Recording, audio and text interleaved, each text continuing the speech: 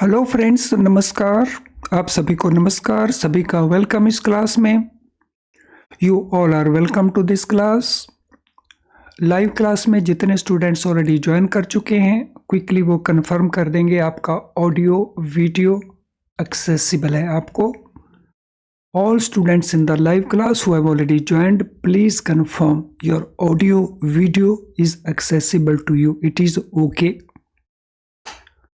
सो कर दीजिए confirm so that I can start. तो चलें शुरू करते हैं फ्रेंड्स। हमारा ये बेस बिल्डिंग क्लास है। इस बेस बिल्डिंग क्लास में हम पहले कॉन्सेप्ट को डिस्कस करते हैं, फिर उससे रिलेटेड जो क्वेश्चंस हैं उनको हम डिस्कस करते हैं। आज का ये हमारा सेशन मॉड्यूल ए के चैप्टर 6 को लेकर के है, जिसमें CTS है, चेक कलेक्शन के रूल्स हैं और भी बहुत सारे ऑपरेशनल एस्पेक्ट के ऊपर ये डिस्कशन है। तो चलिए शुरू करते हैं आज के इस सेशन के ऊपर डिस्कशन को। तो हम स्टार्ट करेंगे विद चेक ट्रंकेशन स्टैंडर्ड्स, जिसमें इन शॉर्ट हम कहते हैं CTS। RBI introduce CTS on 1 फरवरी 2008।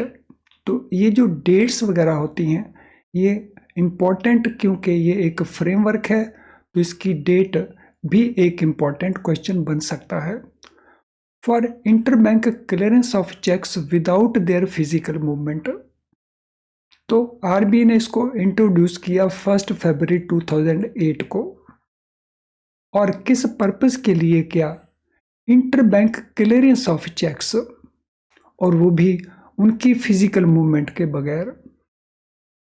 तो this was a very important development in the history of banking in India. Legal framework for CTS it was put in place in 2002। जब हम बात करते हैं इसके लीगल फ्रेमवर्क की, तो it was as back as 2002। Under CTS cheques are paid based on their electronic image. So CTS के अंदर जो हम चेकों का पेमेंट करते हैं वो पेमेंट किस बेसिस के ऊपर है? So that is not on the basis of paper check.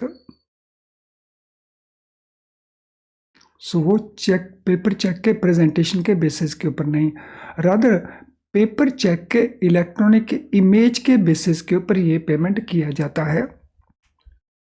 CTS is fully operational and micro-based check processing has been discontinued. So जब से CTS को ऑपरेशनलाइज किया, उससे पहले माइकर नाम का सिस्टम चेक क्लियरिंग के लिए, चेक प्रोसेसिंग के लिए यूज होता था।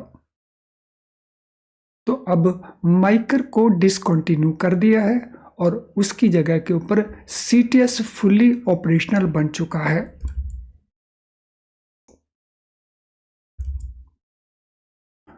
MICR it stands for Magnetic Ink Character Recognition. Now truncation को अगर हमने डिफाइन करना हो तो ट्रंकेशन को हम कैसे डिफाइन करेंगे? It is process of stopping flow of physical cheque by presenting bank en route to paying bank branch. An electronic image of check is transmitted to the paying branch through clearinghouse along with relevant information. So truncation क्या है? Truncation एक process है। इस process में जो physical check का flow है उस फ्लो को स्टॉप कर दिया जाता है। किसके द्वारा? प्रेजेंटिंग बैंक के द्वारा, जब उसे पेइंग बैंक को फॉर पेमेंट भेजा जाता है। X is pay of a check. He is having account with bank B. Cheque is issued on bank C। तो इस केस में ये जो चेक है, इस चेक के फिजिकल फ्लो को कौन रोक लेता है? तो फिजिकल फ्लो जो है वो यहां पे स्टॉप हो जाता है और इलेक्ट्रॉनिक इमेज जो है इसी चेक का प्रेजेंट किया जाएगा पेइंग ब्रांच को। तो पेपर चेक, दूसरा पेपर चेक का इमेज। सो ये दो अलग अलग बातें हुई। Paper cheque it will be retained by bank B and image of paper check, electronic image, it will be going to bank C. तो previously check used to remain with bank C, लेकिन truncation में the paper check now remains with bank B or the clearing house. So this process is called truncation process. Truncation process में या CTS standards में कौन कौन से characteristics हैं, तो let us now see that. तो कैरेक्टरिस्टिक्स में electronic image of a paper cheque is used. तो जैसा हमने नोट किया, पेमेंट में इसमें पेपर चेक को यूज नहीं किया जाएगा. Instead of paper cheque electronic image को यूज किया जाएगा. अगर क्वेश्चन ये पूछा जाए इलेक्ट्रॉनिक इमेज और पेपर चेक, इनमें ट्रंकेटेड चेक हम किसको कहेंगे? So what will be our answer? So any answer for that? Electronic image and paper cheque दोनों में से हम ट्रंकेटेड चेक किसको कहेंगे, अगर उसको हमें डिफाइन करना हो? तो पेपर चेक जो है that is called truncated check. Truncated check क्या है? जिसके फिजिकल मूवमेंट को स्टॉप कर दिया हो. Banks and clearing house can truncate a cheque. अब चेक को ट्रंकेट कौन करता है? चेक को ट्रंकेट बैंक भी कर सकते हैं, क्लियरिंग हाउस भी कर सकते हैं. तो it can be done by any of these. So truncate a check means creating an electronic image of the check. तो अगर क्वेश्चन पूछा जाए कि ट्रंकेशन का जो प्रोसेस है उसको कौन कंप्लीट करता है, so truncation it can be done by clearing house also, it can be done by collecting bank also. Electronic image substitutes the paper cheque from point of view of truncation. अगर हम truncation के point of view से देखें, अगर हम payment obtain करने के point of view से देखें, तो जो इलेक्ट्रॉनिक इमेज है वो सब्स्टिट्यूट कर देता है पेपर चेक को. यानी instead of sending paper cheque to the paying bank, electronic image is sent to the paying bank. Truncation is done during clearing cycle to reduce time taken for realisation. अब truncation किस stage के ऊपर होता है? Truncation होता है जो clearing cycle है उसके with in. So clearing cycle क्या होता है? ड्रॉयर ने चेक इशू किया पेई की फेवर में.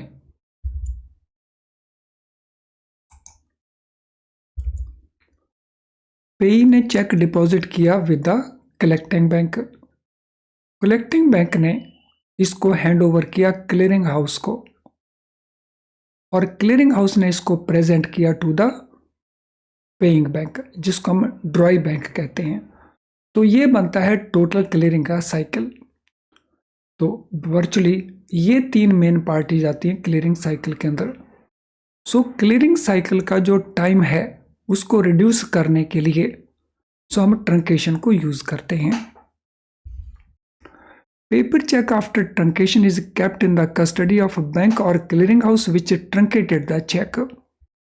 अब ये जो पेपर चेक है इसकी कस्टडी किसके पास रहेगी? बिकॉज बैंकिंग रेगुलेशन एक्ट के रूल्स के मुताबिक पेड चेक्स को हमने रिटेन करना होता है सम मिनिमम पीरियड. तो उस मिनिमम पीरियड तक रिटेन करने के लिए ये पेपर चेक किसके पास रहेगा? सो ट्रंकेशन के बाद it will remain in the custody of bank. Bank means collecting bank की कस्टडी में रहेगा या क्लियरिंग हाउस की कस्टडी में रहेगा, जिन्होंने इस चेक को प्रेजेंट किया, जिन्होंने इस चेक को ट्रंकेट किया. Addition of digital signature of truncating bank और clearing house to the electronic image of cheque is optional. इस चेक इलेक्ट्रॉनिक इमेज को डिजिटली साइन करना ये मैंडेटरी रिक्वायरमेंट नहीं है, so it is optional requirement. तो दिस मीन जो clearing house है या जो कलेक्टिंग बैंक है वो electronic image plus digital signature दोनों के साथ भी पेइंग बैंक को भेज सकता है, या अकेले इलेक्ट्रॉनिक इमेज को ही वो पेमेंट के लिए भेज सकता है पेइंग बैंक को। अब सीटीएस सिस्टम के बेनिफिट्स क्या क्या हैं? CTS system obviates need to move the physical instrument across the bank branches. तो इससे जो बैंक ब्रांचेस के पास फिजिकल इंस्ट्रूमेंट जाता है, पेपर चेक जाता है from one bank to another bank branch, तो उसकी जरूरत खत्म हो चुकी है। For bank it provides significant cost saving.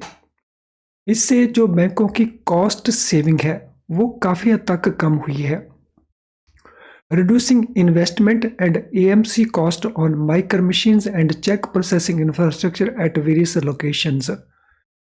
तो डिफरेंट लोकेशन के ऊपर जो माइक्रो मशीन्स थी और जो AMC थे, एनुअल मेंटेनेंस कॉन्ट्रैक्ट, उनकी जो कॉस्ट है डिफरेंट लोकेशन के ऊपर, उस कॉस्ट की ज़रूरत नहीं और इन्वेस्टमेंट भी उससे रिड्यूस हुआ है। It has reduced liquidity requirement by consolidating several clearing locations. तो पहले बहुत सारी क्लियरिंग लोकेशंस थी जहाँ पे बैंकों को बैलेंस मेंटेन करने पड़ते थे, लेकिन अब इस सिस्टम में क्योंकि ये सिस्टम कंसोलिडेट हो गया है, इसीलिए जो लिक्विडिटी मेंटेन करने की रिक्वायरमेंट है वो काफ़ी हद तक रिड्यूस हो चुकी है। It has eliminated micro amount encoding and reconciliation differences. तो इसमें क्योंकि सीधा प्रेजेंटेशन है तो माइक्रो कोडिंग जो हुआ करता था अमाउंट का, उसका एलिमिनेशन हो गया है, और जो रिकंसिलेशन डिफरेंसेस थे वो भी ऑलमोस्ट एलिमिनेट हो गए हैं। No risk of cheque being lost, tampered और फिल्टर्ड और of any manipulation of data and image during transit. So previous system के अंदर ड्यूरिंग ट्रांजिट जो चेक थे वो लॉस होते थे, चेक टेम्पर भी हो जाते थे, उनका पिल्फरिंग भी किया जाता था।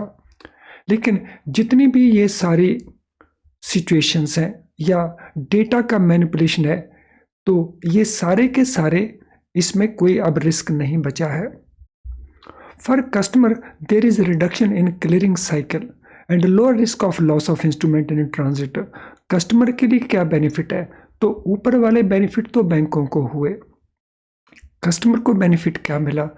कस्टमर को बेनिफिट मिला कि उसका जो चेक है वो क्विकली कलेक्ट होता है, क्योंकि जो क्लियरिंग साइकिल का टाइम है इट हैज़ रिड्यूस्ड, जिसके कारण कलेक्शन चेक का इमीडिएटली पॉसिबल है without much delay.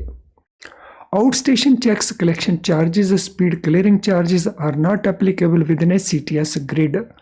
So CTS के जो डिफरेंट ग्रिड्स हैं उनको एक ही बैंक, एक ही ब्रांच माना जाता है for the purpose of CTS clearing.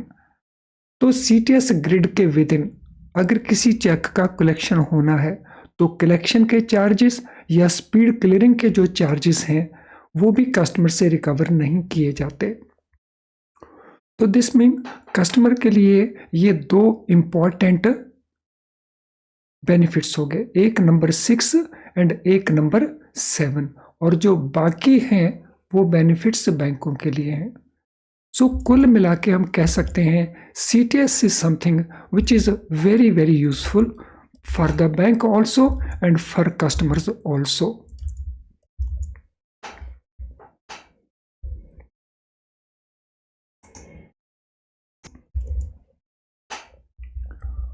No method to CTS।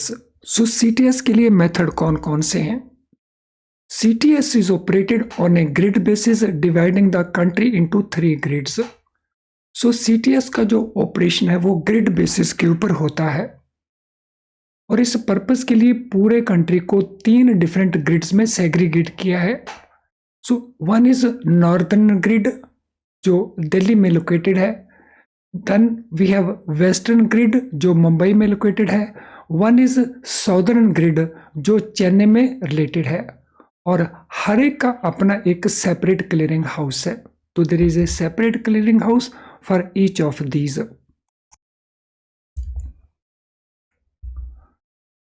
Who are the participants? Member banks of the clearing house, they are participant of CTS. Some members who will participate through members. So member or sub members. So members they are directly participating, लेकिन जो सब members हैं तो वो directly participate नहीं करते, वो participate करते हैं इन मेंबर्स के थ्रू. सो फॉर एग्जाम्पल अगर बैंक ए है तो ये स्पॉन्सर बैंक है. Let us say sponsor bank of bank B जो एक आरआरबी है. अब आरआरबी मेंबर नहीं है क्लियरिंग हाउस का, तो आरआरबी सीधे तौर के ऊपर क्लियरिंग हाउस में पार्टिसिपेट नहीं करता, लेकिन उसके बिहाफ के ऊपर स्पॉन्सर बैंक जो है उसके जो इंस्ट्रूमेंट है उनको भी इंक्लूड करवाता है.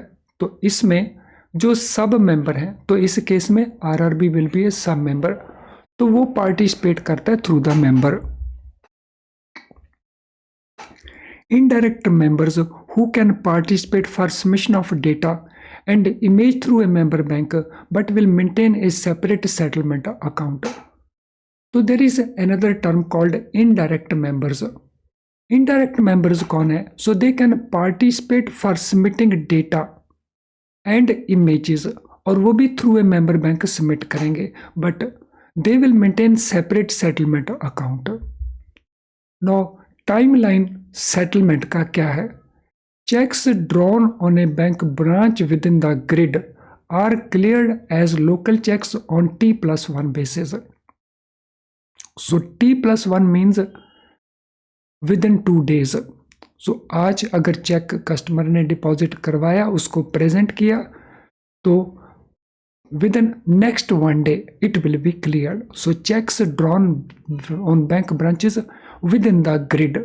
तो हमारे पास कितने ग्रिड्स हैं? हर एक ग्रिड का इंडिपेंडेंट क्लियरिंग हाउस है. तो ऊपर हमने नोट किया था वी हैव 3 ग्रिड्स.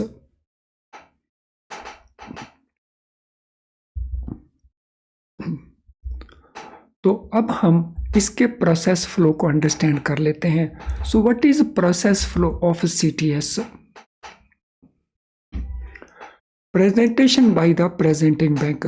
तो यहाँ पे हमारा कस्टमर है जो चेक डिपॉजिट करवाता है प्रेजेंटिंग बैंक को. तो presenting bank mean it is collecting bank.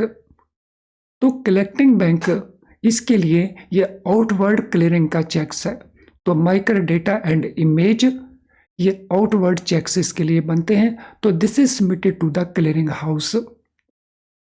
और देन क्लियरिंग हाउस के लिए भी ये आउटवर्ड चेक्स हैं, माइक्रो डेटा और इमेज, ये भेजा जाता है ड्रॉई बैंक को और एक्सेप्ट करता है और पेमेंट प्रोसेस होती है. तो उसके बाद क्या हैपन होता है? तो amount is remitted to the clearing house and clearing house submits the amount to the presenting bank. और फिर उसके बाद हमारे पास 2 लोग और हैं. One is the data capturer. तो डेटा कैप्चरर है मीन्स स्कैनिंग है चेक्स का, और माइक्रो डेटा का मेंटेनेंस है. और फिर कॉमन वेयर हाउस हो सकता है जहां फिजिकल इंस्ट्रूमेंट्स को स्टोर किया जा सकता है. तो this is broadly CTS process flow. इसी को हम यहां पे डिस्कस कर रहे हैं. तो first step is presentation by the presenting bank. तो यहां से यहां processing by clearing house for settlement and routing images and requested data to the paying bank. So इसके बाद प्रोसेस है clearing house passes on this information and electronic images to drawee bank. Payment by the drawee bank. So drawee bank के द्वारा payment कर देना. Then return file और data sent by paying bank to clearing house. Return cycle is completed on the following day of the corresponding presentation. तो जो return cycle है उसको complete किया जाता है फॉलोइंग डे को. सो किसी भी कॉरस्पॉन्डिंग प्रेजेंटेशन उसका जो रिटर्न साइकिल है वो कंप्लीट होता है नेक्स्ट डे को, फॉलोइंग डे को. Based on all accepted instruments clearing house arrives at net settlement position for each bank after closure of the clearing window. तो इसके बाद क्लियरिंग हाउस क्या करता है? So clearing house based on the acceptances जो acceptances drawee bank कर लेते हैं, उसके बेसिस के ऊपर ड्रॉई बैंक ने कितना लेना है दूसरे बैंकों से, कितना देना है दूसरे बैंकों को, उसकी नेट पोजीशन कंप्लीट कर लिया जाता है क्लियरिंग हाउस के द्वारा, and accordingly concern bank account को डेबिट कर दिया जाता है. So clearing cycle, so there is one presentation clearing session and one corresponding return clearing per day for CTS instruments. So CTS instruments के लिए this means there are two sessions. So one is a presentation session and other is a corresponding return clearing session per day. So this is the total process flow of CTS. Friends, I am sure हम इस पूरे process को ठीक से understand कर चुके होंगे. तो चलिए, अगर आपने इसको अंडरस्टैंड कर लिया है तो क्विकली कंफर्म कर दीजिए कि आपने CTS को अच्छे से अंडरस्टैंड कर लिया है. So please confirm quickly that you have been able to understand CTS properly. तो वीडियो के कमेंट बॉक्स में ये आप कमेंट ऐड कर दीजिए. इस कमेंट को पढ़ने के बाद और बहुत सारे स्टूडेंट हैं जो इस सेशन को वॉच करना चाहेंगे और उसका बेनिफिट लेना चाहेंगे, तो कर दीजिए क्विकली.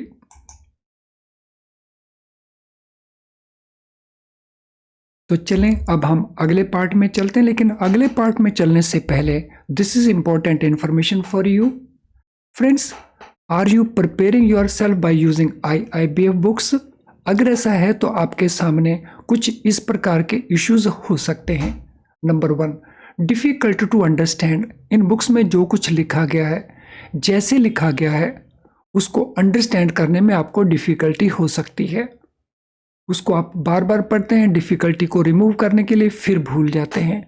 एज ए रिज़ल्ट आपको बहुत सारा टाइम कंज्यूम करना पड़ता है, जिससे आपका सिलेबस बहुत बार पूरा नहीं हो पाता. प्रैक्टिस करना चाहते हैं आप क्वेश्चंस की, सो बुक के हर चैप्टर के पीछे कुछ क्वेश्चंस प्रोवाइडेड हैं, but they are not enough, जिससे आपकी प्रॉपर प्रैक्टिस नहीं हो पाती. इनके कारण आपका जो फाइनल रिजल्ट है वो वैसा नहीं आता जिस प्रकार का आप चाहते हैं. तो इसका सॉल्यूशन कहाँ पे है? इसका सॉल्यूशन है हमारे best quality low priced video lessons. इन वीडियो लेसन्स में जो कुछ हम आपको एक्सप्लेन करते हैं वो बहुत सिंपल करके एक्सप्लेन करते हैं, जिससे आप क्विकली अंडरस्टैंड कर जाते हैं, जिससे आपके टाइम बहुत सारा सेव होता है और अंडरस्टैंडिंग आपकी इम्प्रूव हो जाती है. तो ये जो आपकी पहली 2 प्रॉब्लम्स हैं उनको सॉल्व कर देते हैं हमारे वीडियो लेसन्स. हमारा क्वेश्चन बैंक जिसमें आपको मिलते हैं मल्टी चॉइस क्वेश्चंस, तो वो आपकी बहुत सारी प्रैक्टिस करवा के आपके 3 नंबर इशू को भी सॉल्व कर देता है. इसके अलावा एग्ज़ाम में जस्ट पास जा करके हमारे मेमोरी रिकॉर्ड क्वेश्चंस होते हैं, जिनको अगर आप यूज़ करते हैं तो उनमें कई क्वेश्चन रिपीट हो जाते हैं. और ये सब कुछ अवेलेबल है हमारी ऐप के थ्रू या हमारी वेबसाइट के थ्रू. तो इनको यूज़ करें, इनका बेनिफिट लें और अपने पास होने की पॉसिबिलिटीज़ को आप इम्प्रूव कर सकते हैं. तो चलिए CTS में अब चलते हैं हम. Precautions to be taken by the customer. So जिन कस्टमर ने CTS सिस्टम को यूज़ करना है, तो कोई भी कस्टमर जिसने चेकों का कलेक्शन करवाना है from other banks, so they are using CTS system. तो उन्होंने क्या क्या प्रिकॉशंस लेने हैं? So to use only CTS 20 compliant instruments. तो ये कस्टमर केवल उन्हीं चेक्स को यूज़ करेंगे, उन्हीं इंस्ट्रूमेंट्स को यूज़ करेंगे जो CTS 2010 कंप्लायंट होंगे. तो CTS 2010 ये रिजर्व बैंक ऑफ इंडिया के CTS के स्टैंडर्ड्स हैं. तो इन स्टैंडर्ड्स के साथ कंप्लाई करना मैंडेटरी रिक्वायरमेंट होगा कस्टमर के लिए. To use image friendly coloured and permanent ink and write clearly and legibly. तो जब चेक को लिखा जाए तो वो image friendly coloured and permanent ink होना चाहिए और क्लियरली लिखा जाना चाहिए और वो लेजिबल भी हो. Right all the details using same pen eight one time. So fraud से बचने के लिए सेम पेन से सारी की सारी डिटेल लिखनी चाहिए एट वन टाइम। लॉ में इस प्रकार का कोई रिस्ट्रिक्शन नहीं, लेकिन सीटीएस के स्टैंडर्ड्स ये हमें क्योंकि फ्रॉड से बचाते हैं, तो ये एक ऑपरेशनल मैटर है। सो फ्रॉड से बचाने के लिए कस्टमर को क्या करना होगा, चेक में जो भी डिटेल्स लिखनी है वो एक ही पेन से लिखे और एक ही समय के ऊपर लिखे। Not to make alterations, if necessary use a fresh cheque. अगर चेक लिखा गया है उसमें ऑल्ट्रेशन की जरूरत पड़ती है तो ऑल्ट्रेशंस ना की जाए, रादर फ्रेश चेक इशू किया जाए, taking into account the alterations to be made. तो दिस मीन कि हमने सीटीएस चेक्स के अंदर किसी भी प्रकार का ऑल्ट्रेशन नहीं करना है। Not to write in the bottom band of the check.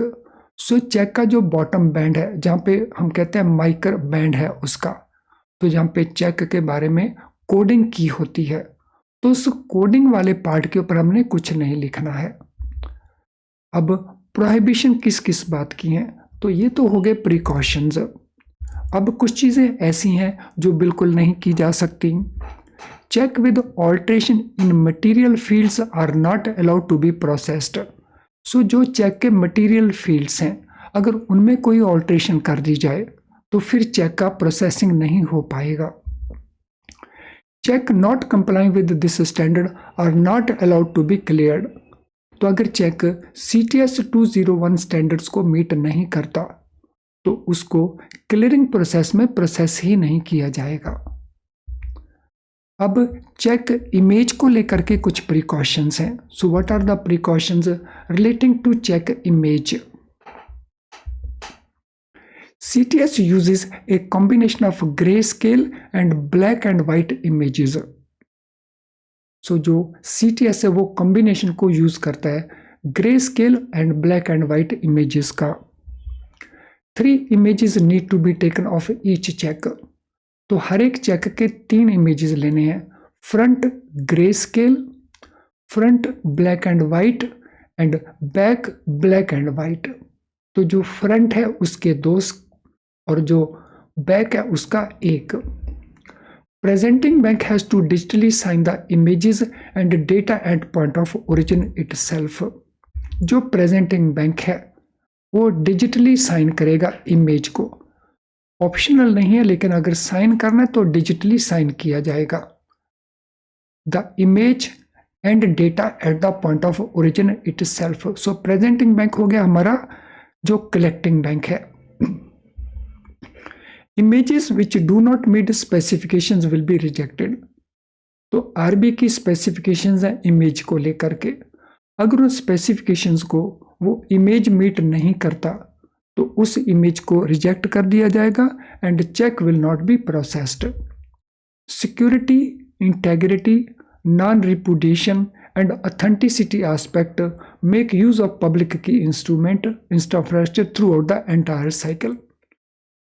Issue चाहे सिक्योरिटी से रिलेटेड हो, इंटेग्रिटी से रिलेटेड हो, नॉन रिपुडिएशन यानी नॉन कैंसलेशन से रिलेटेड हो, या ऑथेंटिकेशन से लेकर के हो, तो इनके लिए यूज होता है PKI पूरे सिस्टम के दौरान। अब लास्ट हमारा पार्ट है इसमें positive pay system. So positive system पे सिस्टम क्या है? RBI introduced this system from 1st January 2021. The issuer submits electronically certain minimum detail of check to the paying bank which are crossed check. So positive pay system में जो check issue करने वाला customer है, जो check को issue करता है, वो सबमिट करता है कुछ इन्फॉर्मेशन। SMS के द्वारा किया जा सकता है, मोबाइल ऐप के द्वारा किया जा सकता है, इंटरनेट बैंकिंग के द्वारा किया जाता है, ATM के द्वारा किया जा सकता है। कुछ मिनिमम डिटेल्स हैं चेक को रिलेटेड जो पेइंग बैंक को वो सबमिट करता है और जिसे पेइंग बैंक क्रॉस चेक करता है। तो इस सेटअप को हम कहते हैं positive pay system. NPCI which manages CTS system has developed positive pay facility. तो अगर क्वेश्चन ये पूछा जाए पॉजिटिव पे फैसिलिटी सिस्टम किसने डेवलप किया, तो ये डेवलप किया है एनपीसीआई ने, क्योंकि एनपीसीआई सीटीएस सिस्टम को भी मैनेज करता है। Banks make facility available to customer issuing cheques for amount of ₹50,000 and above. So customer may avail this facility. So fraud से बचने के लिए ये फैसिलिटीज बैंक उन कस्टमर को अवेलेबल करवाते हैं जहां अमाउंट 50,000 या उससे ऊपर है। तो कस्टमर चाहें तो इस फैसिलिटी को यूज कर सकते हैं। Banks can make it mandatory for cheque of ₹5 lakh and above. तो 5 लाख से नीचे so customer may avail this facility, लेकिन 5 लाख एंड उससे ऊपर तो बैंक्स को अथॉरिटी है that bank can make this facility, this requirement mandatory, यानी मैंडेटरी बेसिस के ऊपर कस्टमर को पॉजिटिव पे सिस्टम को यूज करना होगा।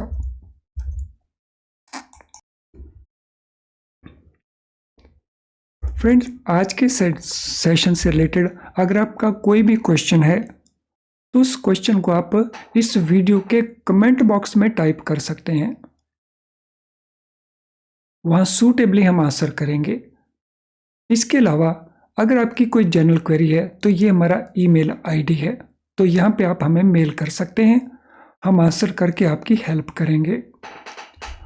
आज का सेशन अगर आपको यूजफुल नहीं लगा तो हमारे वीडियो को डिसलाइक ज़रूर करें, लेकिन अगर वो यूजफुल लगा है तो डिसलाइक करने की बजाय लाइक करने में संकोच मत करें। तो इसको लाइक कर दीजिए, क्योंकि आपके लाइक करने का मतलब है यूट्यूब इस वीडियो को और बहुत सारे स्टूडेंट को अपनी तरफ से दिखाने की कोशिश करेगा। सो दिस मीन आपका लाइक करना केवल लाइक करना नहीं है, तो ये दूसरे स्टूडेंट्स की हेल्प करना है। सो इस वीडियो के लिंक को आप शेयर कर सकते हैं with your other friends. Channel अगर आपने अभी तक सब्सक्राइब नहीं किया, वो भी बेल आइकन के साथ, तो इसको सब्सक्राइब कर लें ताकि हमारे सारे नोटिफिकेशन आपको ऑन टाइम मिलें और आप हमारी किसी भी क्लास को मिस ना करें। चलिए अब आज के सेशन को वाइंड अप करते हैं, तो हम कंटिन्यू करेंगे इनके ऊपर discussion in the next sessions also. Thank you friends and all the best.